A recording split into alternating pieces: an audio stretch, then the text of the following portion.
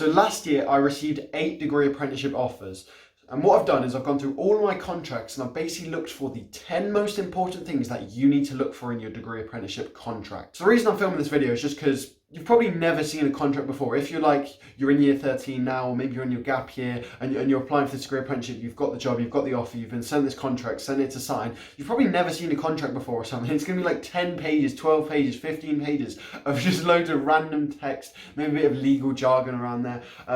So what I'm going to do is basically this video is going to show you like 10 key things you need to make sure you look for, because maybe you're a bit overwhelmed by all the text. These are the 10 most important things you need to check, so you can sort of do this as a checklist when you're going through your degree apprenticeship contract. The first of all, just check everything's correct and check that you're happy with everything. And second of all, if you've got multiple offers, then it's useful to know these things so you can compare between the different companies and work out which company you want to go with and start the degree apprenticeship with in September. So the first one is details. I'm going to keep this short. Basically, do the obvious thing. And at the top, it's going to say like your name and address, because it's like a legal contract. Like that's like there's going to be a clause which says it's like governed in accordance with the courts of England or something. It's a legal contract, so just at the top, just check that like your name's correct. They haven't like misspelled your first name or your middle name, and they got the address or that sort of thing. Just make it correct. Otherwise, basically the document doesn't mean anything. If you find like a mistake, they've done a spelling mistake, I wouldn't be surprised if they have. Basically just drop them an email saying like you made a mistake here. They'll correct it and they'll send you back a new contract with the correct like spelling and correct details and everything. Okay, so second one, you know what, let's just get into something which is quite important. You're probably quite interested in. Maybe it's the reason you did a degree apprenticeship, and it is pay. In your contract, it's going to say what your pay is. And let me just give you some guidance, because maybe again, you don't know too much about degree apprenticeships. You're not sure like how much should people be paid, like what are the rough levels we're talking here. Basically, my general thing I say is there's no point in 2024 accepting a degree apprenticeship that's less than 20,000 per year, right? Because there are companies who like on their application, like online application or whatever, on like the job description, they say competitive salary, right? Oh, that sounds good, competitive salary. And then it turns out their pay is like 17,000 a year. Right, or 18,000 a year. I'm not going to name any companies here, but I have certain companies in mind who I've seen on their job description. They're saying things like competitive salary, and then in the end, their pay turns out to be like 16,000. Okay? In 2024, you don't have to be accepting a job less than 20,000. Okay? This is how I was doing it. Basically, if there was a company less than 20,000, no chance. Okay? Start with a 2. Okay? Because these days, the top companies for degree apprenticeships, they're hitting like 25,000, around something like that. So currently JLR is around 24,000, 25,000, it's around that mark. And you're going to get a lot of companies on like 23, 22, 21, that sort of thing.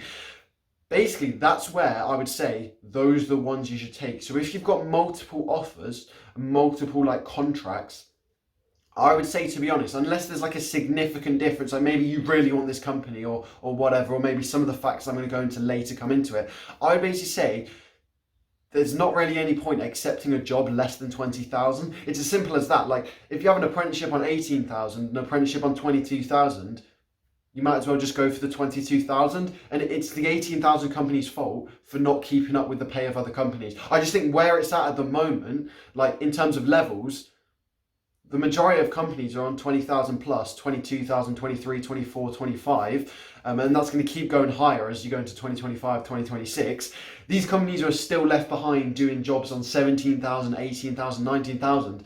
It's sort of on them, because they're probably not going to get as high quality candidates, because the high quality candidates who can get these higher paid jobs are going to. So basically just what I'd say as advice is, if you end up getting a job that is like 24,000, I'd definitely take that into consideration if you've got like another offer which is only like 18,000, 19,000. So that's one important thing to look for, and you probably care about it a lot. I mean, that's one of the main reasons for a degree apprenticeship, isn't it? Pay. But it's just like, with all factors the same, of course, you'd be looking for 23, 24,000 over something which is 18,000. And then just one more thing to check is like, another thing to take into account also is like, does it mention anything about pay rises? So some companies say like they might list out the exact pay rises you're going to get.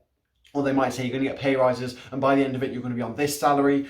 So maybe I've seen one company where like the starting was like 21 or something, and then they said by the end of the apprenticeship, you'll be on like 38,000, something like that. So that's something to look. They might mention it in the contract, they might not. That's just something to take into account as well when you're thinking about pay, not just the base salary that you're going to start with in year one, but usually like the annual increases you're going to get throughout the apprenticeship. Okay, this is another key one that some people might slip up on, is working hours. Okay, basically there's a bit of an issue here, and it's to do with what exactly an apprenticeship is. So you might have heard of the 80% 20% like sort of rule before, 80-20 rule before. That applies to apprenticeships. Basically what it is 80% of the time you're going to be working with the company. Okay, so you're going to be doing your role, whatever that is, like software engineer, mechanical engineer, project manager, whatever that sort of thing is. You're working within the company, doing projects for the company, all that sort of thing. However, 20% of the time is spent learning, okay? And this is a legal requirement. So when you like start an apprenticeship, there's a legal requirement that comes from the government that says we are only going to fund like the degree, because of course you're getting a free degree, it's getting funded for you. We're only going to fund it if you do at least 20% of learning. Okay, what they're basically saying is there's no point us funding a degree if you don't learn anything, because then we've just like funded a degree for no reason. We've just funded a degree for you to go and work for the company and for like 100% of the time, right? They're basically saying we will fund your degree if you are learning for at least 20% of the time. That is it. So what does that learning cover? That basically everything you do in university is covered by that 20%. And then if you like don't reach 20% fully with that university, because it's like they calculate all the hours you're going to work in the apprenticeship, and they do like times 0.2, that's how many hours you have to learn. Okay, so that's university, and then that's also just like assignments, like watching webinars, learning about things, all that sort of thing. That basically has to be 20%. So it basically means your employer is only actually getting 80% of your hours productive. Okay, so they're paying for your like 100% of your hours, right? They're giving you a salary for 100% of your hours, but they're only getting 80% like productivity from you, because 20% of the time you're learning, do some other like university assignment stuff or webinars, something like that, right? So what companies try and do here is they try and get around this by doing a 45-hour working week. Okay, this was something I was warned early on by actually the person, like the manager I ended up having working experience with. They warned me, when you're applying to apprenticeships, if it's 45-hour working week, forget about it. Okay, because what they're trying to do here is, you can probably sort of see where I'm going with this potentially. If it's a 45-hour working week, it means they're going to get out of you 9, so they're going to get out of you 36 hours, okay? 80%. Have I done that right? Yeah, that sounds about right. So if you're in a 45-hour working week, they're going to get 36 hours of productivity out of you, okay? They're basically trying to get as much productivity out of you as you can. Normally, is 40 hours. Okay, so 40 hours is like a normal working week, a 9 to 5 basically. 40 hours is 8 hours per day, and that is like the normal standard you should be expecting. So 40 hours, they're going to get 32 hours out of you, right? So do you see what's happening here? These companies who do 45-hour working weeks, they're probably going to pay you the same, but they're basically making you do 5 extra hours a week so that they can get 4 extra hours of productivity a week. Does that make sense? Because they know that they're going to lose you for 20% of the time. So they basically want to increase the amount of productivity they're getting out of you. And it's like they're sort of banking on the fact that not many people know that, like, because of course, most people are coming out of school. Maybe they're in year 13, maybe they've just had a gap year. Not many people know too much about the working world, how it usually operates. So they might see a 45-hour and not think anything of it. I'm telling you right now, a normal working week is 40 hours maximum. Okay, you don't want to be doing 45 hours, because to be honest, if you're having to do 45 hours for 3 years, 4 years, 5 years for like the same pay or even less that someone is doing for 40, it's just not a good situation to be in. So you want to check that contract, and you want to be looking for either 35 to 40. Okay, so 40 is like the standard. Okay, that's like the maximum. That's what you should be doing. That's 8 hours a day. So that's basically, although it's 9 to 5, it means 9 to 5:30 because there's a 30-minute lunch break. So your standard 40-hour week, 8 hours per day, 9 to 5:30 with like a half an hour lunch break. So I know everyone says like 9 to 5, but it's technically 9 to 5:30 because your lunch break is unpaid. Of course, hours could be different depending on your company. That's something to check as well. Do you have flexible hours, flexible starting times? So that could be like 8 to 4:30 or 7 to 3:30, 8:30 to 5, all that sort of thing. That's basically what a 40-hour week is. Days like that, 9 to 5, 38 hours. If you get a 37-hour contract, that's better because that usually just means you do 3 hours less on a Friday. So basically means you finish at lunchtime or whatever on a Friday, and then 35 hours, that's even less. I've seen companies who do that. That could be 7 hours a day. I'm guessing that's how they do it. But basically the message of this one is check your contract, make sure it's not saying 45. I mean, of course, if you want to take a 45-hour contract, do whatever you want. This is just my suggestion, my guidance. If you've got 2 offers, one's 45 hours and one's 40 hours, it's like, oh yeah, it's only 5 hours. It's going to stack up after 3, 4, 5 years when you're having to be at work an extra 5 hours a week for the same pay. It's just not ideal, okay? So that's my recommendation for this one. Go through your contract, check your working hours. Personally, I would only take a maximum of 40. Okay, now one to check in the contract is the degree, okay? And the reason I say this is because companies like to change the degree they offer. Okay, so of course you're doing an apprenticeship, whether that be mechanical engineering, electrical engineering, DTS, project management. And sometimes they're a bit vague in the job description, what degree it is, what it's with, what's the exact name, what university is it with. Sometimes they don't even say. And I've asked them in interviews, once they've been unclear on their job description, then I'm like, okay, well, in the interview, I'll ask them. I asked them in the interview. Even in the interview, they don't know. So there was one company I asked, okay, what's the degree and what university is it with? They didn't even know. They said some sort of title they thought it might be, and they gave me 3 universities which it could be from.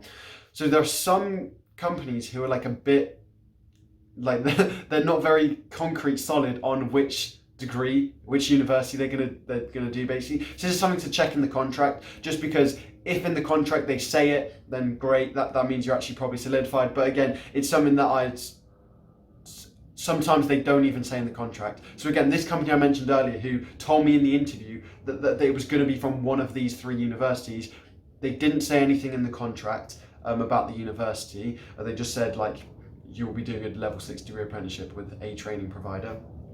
And then eventually I found out afterwards, a couple of weeks / months later, from them, that it was a completely different university. So that's just something we can just have a check, because maybe they haven't made it clear to you what university it is yet.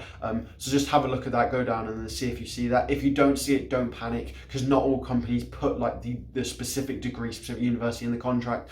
So it's not a mistake. It's just sometimes they like to specify, sometimes they don't. Next one is location. So usually in your contract it's going to say what is your working location, and that's just something to check again.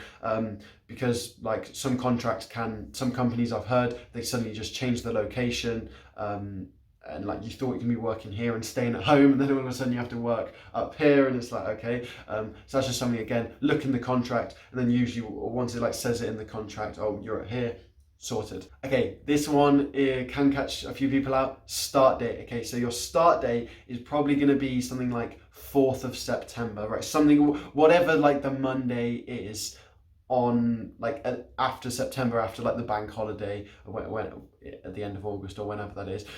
It's basically going to be that first Monday. This is something just to check. Make sure you're not on any holidays at the end of August. Maybe you're going with your friends or your family somewhere end of August. It runs a bit into September. This is an easy mistake to make. You sort of don't look at that and then you realise a bit in them just before you go in August, oh, I'm on holiday for the first week of my it's not going to look good if you suddenly message them at the start saying, oh, I can't turn up for the first week or something. This is just something to spot early. So if you spot in March or April, oh, you're on holiday, that's my start date, absolutely fine. The actual step you need to do is just send them an email saying, I'm on holiday, can we delay the start date by a week, 2 weeks? I've seen that happen. Absolutely fine, no problem, they'll do that. Just make sure you catch that early, because you don't want to mention it in the week before or something. So just check the start date, make sure you're going to be free and you're not on some final holiday that you did before starting your apprenticeship. The next one is probation period. So you may or may not know what probation period is. Probation period is sort of your introductory sort of training phase.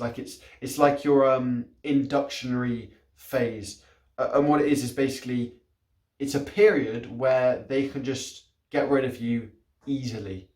Okay, And usually this probation period, you want to check how long it's going to be. It usually can be like 3 months or 6 months, something like that. And it's basically in that 3 or 6 month period, it basically means if they're not happy with you, or you do something like minor wrong or whatever, something like that, they can just get rid of you easily, right? They only have to give, again, check the notice period. That means how long do they have to give you in like notice to get rid of you? So it basically means, say like, oh, I want to get rid of you, boom. How long do you have to work after that? Usually it can be 1 week during this probation period. So it could be like a 6 month probation period, 1 week notice. It basically means at any time during that 6 month probation period, they can just have to give you 1 week notice to say, right, you're gone. Okay, and that could be because like they don't need you, or you haven't been doing well, or you did something wrong, or whatever it is. But it's this probation period is where you want to make sure that you're doing your job, basically. Okay, it wouldn't be, I wouldn't worry about it. There was no point at all during my probation period that I'd like even considered it or anything. I was just whatever, just do your job and you'll be fine, right? But basically during that probation period, it's where like legally they can just get rid of you really easily. Once you pass your probation period, that's when there's like legal things they have to do before they can like fire you. So it basically means if you do something wrong, after the probation period, they have to give you a written warning. And there's like a process they have to follow. So it's much more difficult for them to like get rid of you after the probation period. So that's just something I'd check, because again, if there's 2 companies, everything else is the same. This one has a probation period of 3 months. This one has a probation period of 6 months. You'd go with the one that has a probation period of 3 months, just because it's a bit safer, because it means you're going to pass that probation period quicker, and it means you can sort of get into that permanent employment more quickly, where basically they can't just get rid of you easily. So that's just something I check. If you haven't heard of the probation period, it's basically like a sort of introductory phase where they can get rid of you with like 1 week's notice, and just like easily. Whereas after the probation period, they have to go through like this process. They have to do all these things. So basically, like you'll get safer in your employment once you're out of the probation period. But just want to clarify again, this isn't something that you need to worry about at all. Like, I didn't even think about this during my thing at all. Like, there was another graduate who started at the same time as me, and it seemed like every week he was talking about the probation period. I wasn't even thinking about probation period, because it's just like, do your job and you'll be absolutely fine. Okay, so don't worry about that. It's just something to check. Now the next one is length, because all degree apprenticeships aren't the same. So there's some which are 3 years, and there's actually some which are 6 years. So that's just something to bear in mind. It's going to depend on the subject you're doing. So there are some subjects, like some degrees, which take like 5 or 6 years, just because that's the way they've been like put together by like the government and the universities and the companies or whatever. There are some ones which actually take 3 or 4 years. So that's just something to check, so you've got the expectations. Okay, I'm going to be locked into this apprenticeship, locked into this degree for 3 or 4 years, or am I going to be doing it for 5 or 6 years? It's just something so you can set your expectations. Good to check that. Okay, so moving on to the penultimate one, and that is holiday/annual leave. Okay, so if you don't know what annual leave is like the fancy term for holiday. And you want to check how many days you get, because of course this is something you need to bear in mind going to an apprenticeship. You're going to get about 25 days of holiday a year, like 25, 28, something like that. The rest of the year you're working. Okay, so you need to think about this right now, because it's like university, you're going to have like 8 weeks of university, then you're gone for like the whole of December and January for Christmas, then you're back in like February and March, then you're gone for Easter, and then you've got like 2 weeks of exams afterwards. Like university, I don't know what the exact number is, but you probably have like 12 with like 16 weeks or 20 weeks of university a year, something. And then literally like you're going to have a massive summer, like as I said, you've got a big Christmas or whatever. All of your friends who go to university are going to basically have like half the year where they can just do whatever they want. Okay, you literally are in the office or like on site or like whatever it is. You're working for your degree apprenticeship company for the whole year, bar like 25 days. Okay, so that's something, again, if you haven't like actually thought about this, like maybe like you've like briefly been like, okay, yeah, like I'm working, I went on holiday, but have you actually thought about this? This is something I'd say if you've got like a degree apprenticeship offer, you've got the contract, you're thinking about it. Make sure you've actually properly thought about this. You've given this some thought. You don't want to be like half into degree apprenticeship and like seeing all your friends not doing anything. They're just going off here, they're going off here, they're going off here. You have to work every single day apart from 25 days of the year or whatever. That's something to genuinely think about. For me, I don't really care. For you, just have a think about that. Is that actually a problem? Because if that is a problem, maybe a degree apprenticeship is not for you, okay? But it's something to check in your contract, holidays, annual leave. Check the days, so usually it's going to be about 25 days plus 8 bank holidays. Just check that bank holiday thing, because they could say, oh, you've got like 33 days 35 days or something, but then in brackets including bank holidays. So usually it'll be something like 25 days of holiday plus 8 bank holidays. That's something to check. Again, if this company has 25 days, all other factors the same, 25 days, this one has like 30 days, you're going to choose 30 days, right? So there's another thing to think about. How much holiday are they going to give you? I'm just going to tie this one into holiday annual leave as well, because it's like sort of related to like how they pay you on days off. Is sick leave, okay? This is another thing to check. How do they pay for sick leaves? They'll say this in the contract, like after this many months, we'll do this and we'll do this. And like when you're this, we'll do this. Like how much pay you're going to receive during sick leave. Check for things like maybe in the first 3 months, they don't pay for sick leave at all. Or maybe in the first 6 months, they don't pay for sick leave at all. Things to check, because of course, if there's this company who are going to give you lots of nice sick leave and that sort of thing, so if you are ill, they're still going to pay you. And this company just like doesn't pay you at all, or they pay like 50% or some rubbish like that. Basically, again, all of the factors considered, then like the same, then you'd go with one which has better sick leave. That's something to think about. Now the final one is benefits, and usually they're going to list a lot of these in the contract, and it's basically the extra benefits they give you on top of the job and like the salary and that sort of thing, because these are sort of benefits they do to make their company look more attractive, to basically so that they get you to work for their company instead of another one. So it's basically like companies competing, who can make our company look most attractive, because we'll get the best talent basically. The things you're looking for are like pension, like private medical insurance, life insurance, like gym membership, volunteering days, that sort of thing.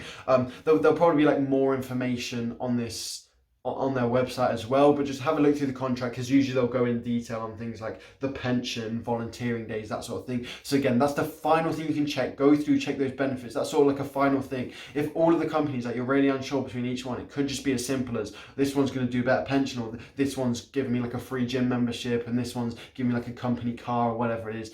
That's basically the final thing to check, is what benefits you're going to get. So in this video, I've ran through basically the 10 most important things to look for in your degree apprenticeship contract. So if you've been like, you've got this document, you've printed it off or whatever, and it's like 10 pages, 15 pages, you don't even know what to look for, hopefully that gives you some guidance on basically the key things you want to look for. And those are like key things you want to think about when comparing different offers. Okay, so if you've got multiple offers, basically those like 10 factors I've taken into account, you can compare those between those companies. So which has better working hours? Maybe this one has 45, no chance. Maybe like compare the salaries. This one got 18, this one's got 24, right? Or is it like the degree? They've specified the degree. This one has a better location. Look, like the length, the probation period, that like holiday, annual leave, sick pay benefits. All of those, you can use those factors which you've looked for in the contract to help compare and decide which offer you want. I hope this video has helped you, and now you sort of know what to look for in the contract. Have an amazing rest of your day. Thanks for watching.